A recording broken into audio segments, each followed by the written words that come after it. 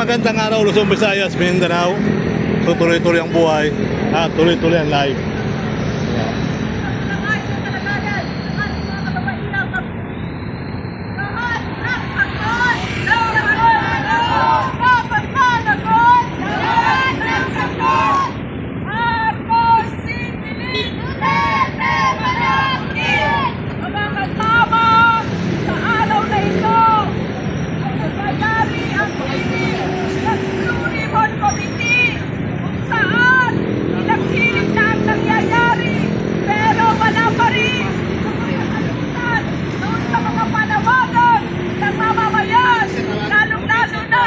Kababaihang magmumukit na biktima ng iba't ibang karahasan, biktima ng kalamitan, at biktima ng napakataas na mga serbisyo ng gobyerno.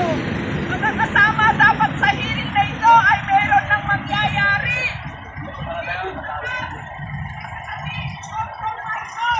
Na mayroon mga sangkot sa mga pulungan. Mga kasama, halos 4 na buwan na ang nabunyag itong napakalaking korupsyon sa kasaysayan ng ating bansa sa panahon ni BBM. Ito na yung pinakamalaking korupsyon na nangyayari. Pero bakit hanggang ngayon wala pa rin napanagot? Bakit ngayon wala pa rin nakukulong? At dito sa budget ngayon 2026 ay naroroon pa rin ang napakalaking unprogrammed fund na pinagmumulan ng korupsyon sa ating bansa. Naniniwala pa ba tayo sa pinagsasabi ni BBM na may makukulong? Wala nang panahon para maniwala sa mga pinagsasabi ni BBM dahil sa loob ng 3 taong panunungkulan niya ay tama ang binanggit ng unang nagsalita na kahit sa mga smuggler, hindi niya kayang panagutin. Kahit sa mga smuggler, walang nakukulong. How much more ngayon na direktang sangkot siya sa mga lahat ng anomalyang nangyayari sa ating bansa. Direktang siyang kasangkot dahil siya ang pumipirma ng budget ng NEP, ng GAA, kung saan nakatago ang lahat ng unprogrammed fund. Nandyan yung confidential intelligence fund, corruption.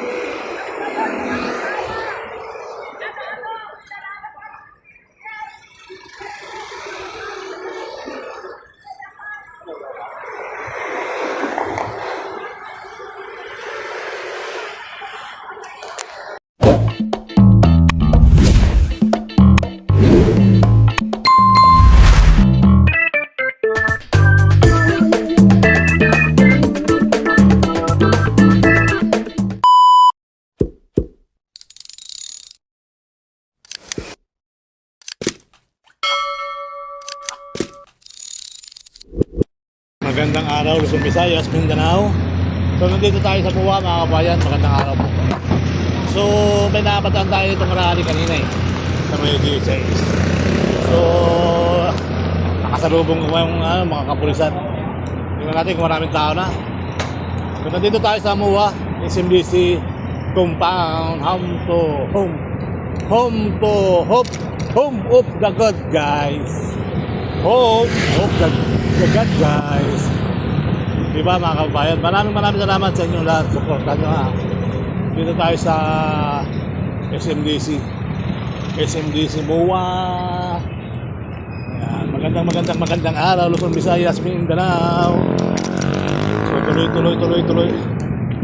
ang buhay.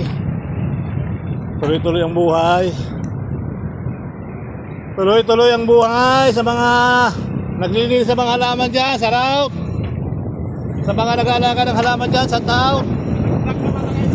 Oo, yan na. Dito tayo ngayon sa may Sisat Boulevard. Tama ba? Sisat Boulevard to, alam ko. Meron, Sisat Boulevard, Harbor Drive.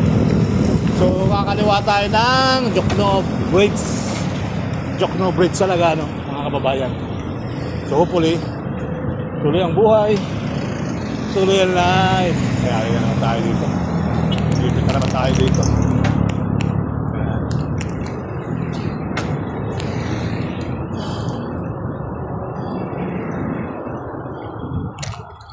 Na na na na na na na na na na na na na na na na na na na.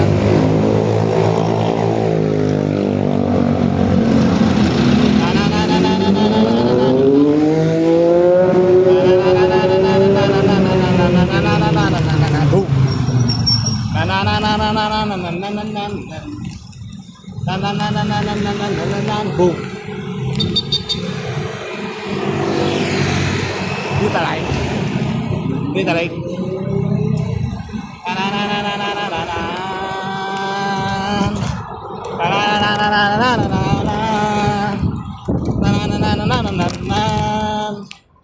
So dito na tayo, Jokno Boulevard, mga kabarangay. Malapit na tayo sa GSIS. So sana naman magbayad naman itong ating counting update dito. May counting tao rito kanina pagdaan ko eh. Kaya so let's go mga kababayan. Shout out sa inyo ng bonggang-bongga. Tuloy-tuloy ang buhay, tuloy-tuloy ang life. Alright. Alilis oh. Dating squatter area, ngayon parking area na. Di ba? Dating kabundok na basura. Ngayon patag na at parking area na rin mga kababayan. Okay. Let's go.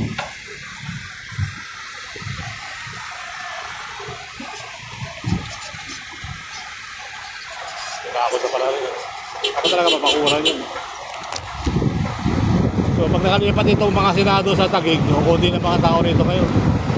Makabawasan yung mga sakyan dito. Ayan, paglipat na sa Bagong Diwa, Taguig. Sana makalipat na sila. Ayan mga kabarangay. Pag-timing na. Ano yung mga pulis sa kabila. Ano yung mga pulis sa kabila.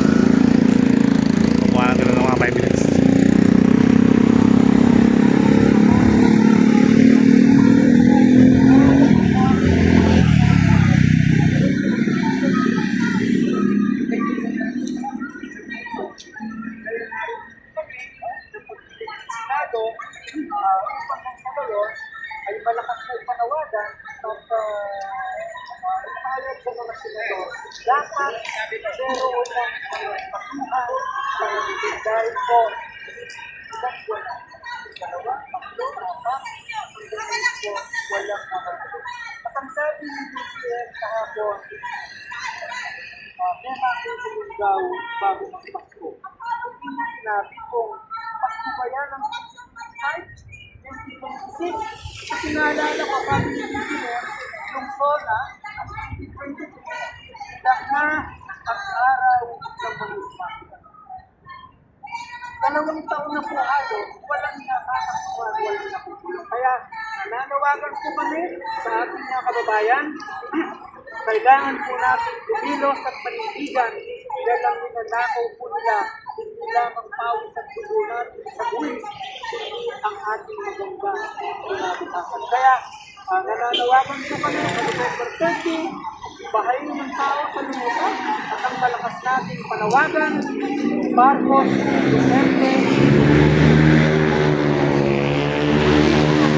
yung ang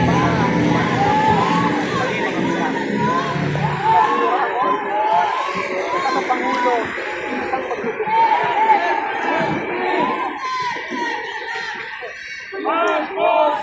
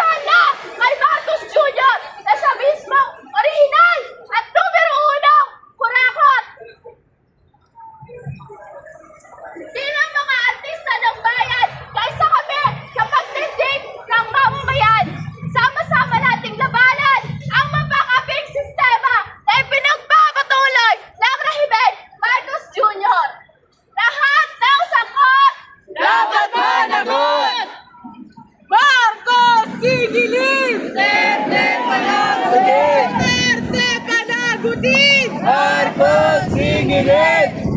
Tunay nga na hindi titigil ang ating mga kilos protesta hanggat walang napapanagot. At uunahin na natin dito ang hari ng korupsyon na si Marcos Jr. Kaya naman, upang isara ang ating programa, natawagan natin si Ronel Arambulo, ng pambansang lakas ng kinusang mamamalakaya o pamalakaya. Lahat ng sangkot! Dapat managot! Dapat managot! Lahat ng sangkot! Hanap na pagbati, mga kasama, mga kababayan. Malinaw ang inyong narinig ng mga pahayag sa mga unang mga tagapagsalita na dapat lahat ng sangkot, dapat managot, dapat agad-agad ang mga kurap ay panagutin sapagkat nakita natin na ang dahilan kung bakit dilubyo ang dinadanas sa mga mamayang Pilipino, bakit naghihirap ang mga tagapaglikha ng pagkain ng ating bansa, ang mga magsasaka, ang mga mangisda, ang mga estudyante, ang mga kabataan, ang mga mamayan ay dahil sa mga kurap. Ito ang ating makatuwirang batayan kung bakit dapat panagot agad ang mga kurap agad-agad. Segundo, ninanakawan tayo, ganun kabilis, ganun kadalas, pero ang hustisya, napakabagal, hindi umuusad.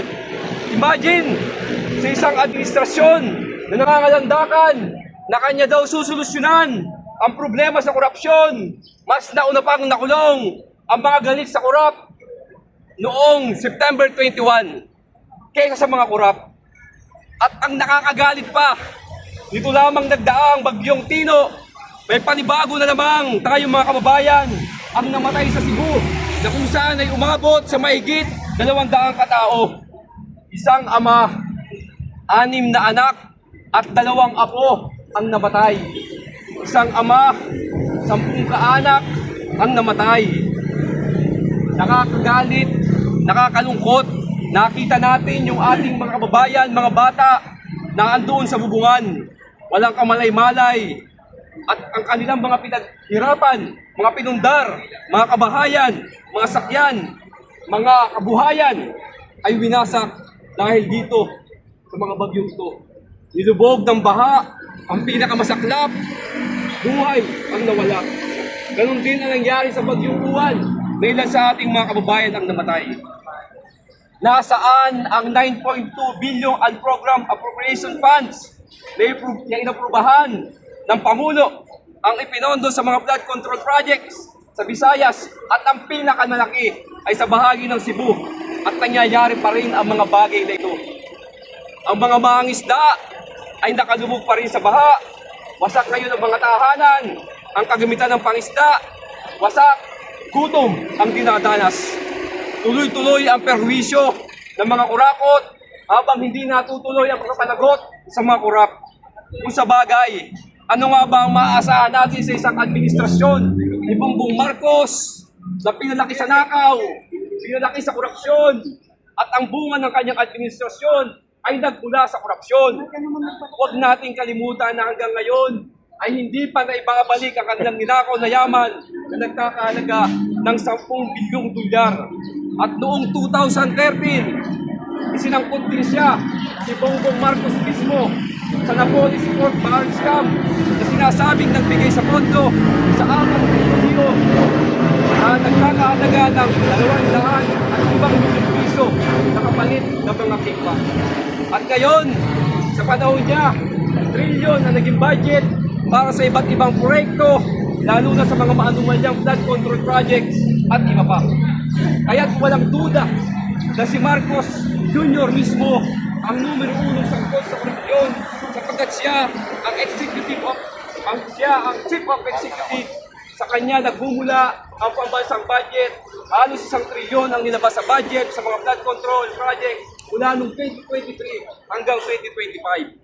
Sa panahon ding ito, lumobo ang unprogrammed appropriation project para may pasok ang mga infrastructure project kahit wala pang tiyak na pondo. 31 bilyon ang nakuha ang proyekto sa flood control project ng mga diskaya sa ilalim ni BBM at hindi ito mangyayari kung walang pagsang-ayon mula sa kanya. At kahit ang Duterte administration mismo ay tinuturo ni Diskaya na kumita siya sa mga nasabing proyekto mula noong 2016 hanggang sa pagtatapos ng administrasyon nito. Dahil malinaw ng mga panahon na yon, si Duterte rin ang Chief of Executive tulad ni Bongbong Marcos. Kaya't malinaw na si Marcos at si Duterte ay walang pinag-iba.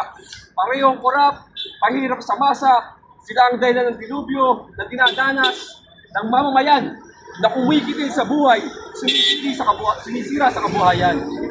Mamamatay tao ang mga korap. Ang katumbas nito ay homicidio dahil milyon-milyon ng mga kababayan ang namamatay dahil sa korupsyon. Kaya't makatuwiran ng ating panawagan na lahat ng sangkot ay dapat malagot mula sa tuktok hanggang sa ibaba. Ang panawagan laban sa korupsyon ay pagtatanggol sa ating buhay, pagtatanggol sa ating kinabukasan. Kumilos man tayo, hindi, nakita natin na pinapatay tayo ng sistemang ito. Dahil ang korupsyon ay bahagi rin ng pandarambong sa kalikasan na nagwasak sa ating mga kabundukan na pumatay sa ating mga kababayan. Sa lahat ng nakikinig dito, sila ang dahilan kung bakit nangyayari sa atin ang mga bagay ito. Kaya napakahalaga na ang isyong ito ay ating pagkaisahan na dapat ay masolusyonan, dapat panagutin ang lahat ng mga korap.